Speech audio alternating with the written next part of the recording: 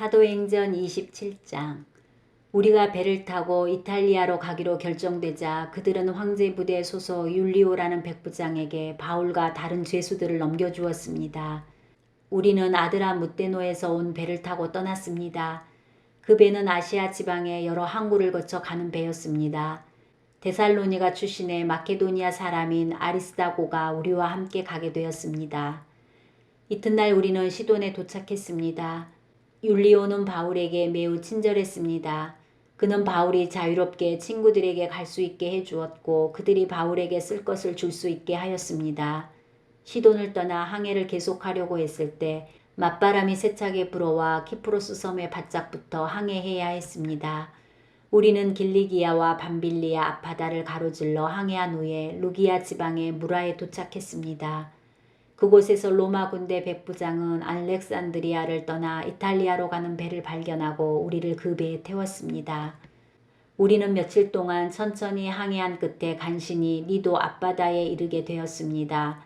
맞바람이 너무 세차게 불어와 우리가 가려던 항로로 더 이상 나아갈 수 없어서 살몬의 맞은편에 있는 크레타 섬을 끼고 항해하였습니다. 우리는 해안가를 따라 어렵게 항해하여 라세아라는 도시에서 가까운 아름다운 항구라 하는 곳에 도착하였습니다. 시간을 많이 빼앗긴 데다가 이미 금식 기간도 지나 더 이상 항해하는 것이 위험했으므로 바울이 그들에게 충고했습니다. 여러분 계속해서 항해를 하다가는 큰 어려움을 겪게 될 것이라고 생각합니다. 배와 짐만 손실되는 것이 아니라 우리 목숨까지도 잃게 될 것입니다.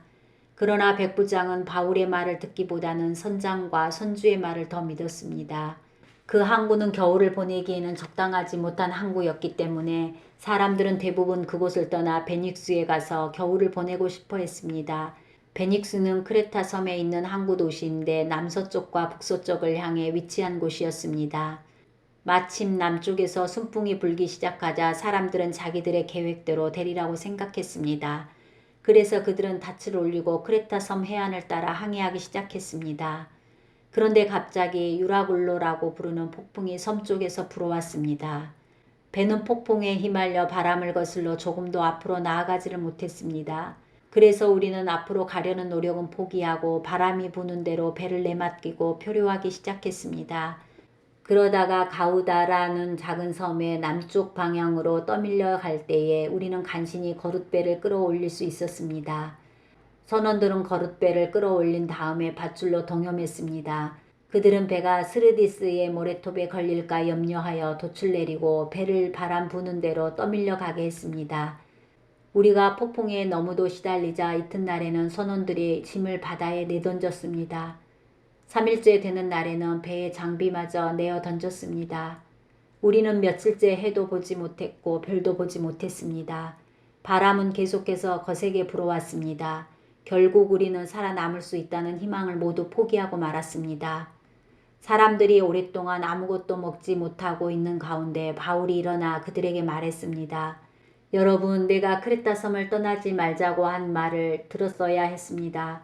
그랬다면 이런 손해를 입지 않았을 것이고 물건을 잃어버리지도 않았을 것입니다. 하지만 여러분, 이제 제가 권합니다. 용기를 내십시오.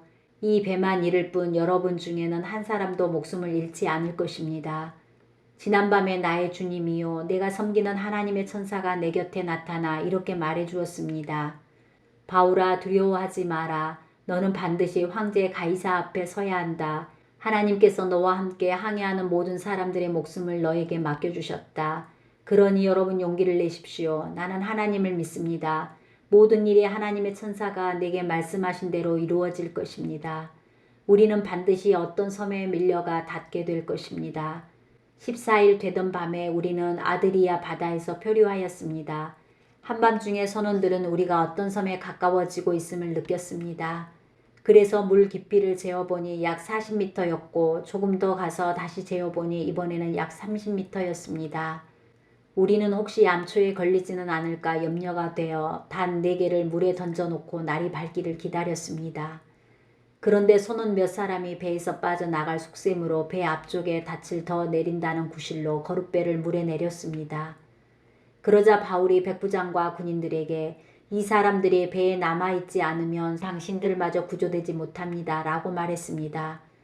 그래서 군인들이 밧줄을 끊어서 거룻배를 떼어버렸습니다. 날이 밝을 무렵 바울은 모든 사람에게 음식을 먹으라고 권하면서 말했습니다. 지난 14일 동안 여러분은 마음을 졸이며 지금까지 아무것도 먹지 않고 지냈습니다. 하지만 이제는 음식을 드십시오. 그래야 살아남을 수 있습니다. 여러분 중에 그 누구도 머리카락 하나도 잃지 않을 것입니다. 바울은 이 말을 하고서 모든 사람 앞에서 빵을 들어 하나님께 감사기도를 드리고 빵을 떼어 먹기 시작했습니다. 그러자 사람들도 용기를 얻어 음식을 먹었습니다. 배 안에 있던 사람들은 모두 276명이었습니다. 사람들은 음식을 배불리 먹고 나서 식량을 바다에 던져 배를 가볍게 했습니다. 날이 밝았습니다. 사람들은 그곳이 어느 땅인지는 알 수 없었지만 그들의 눈에 모래밭이 있는 항만이 눈에 띄었습니다. 그래서 그들은 어떻게 해서든지 배를 모래밭에 대기로 작정하였습니다.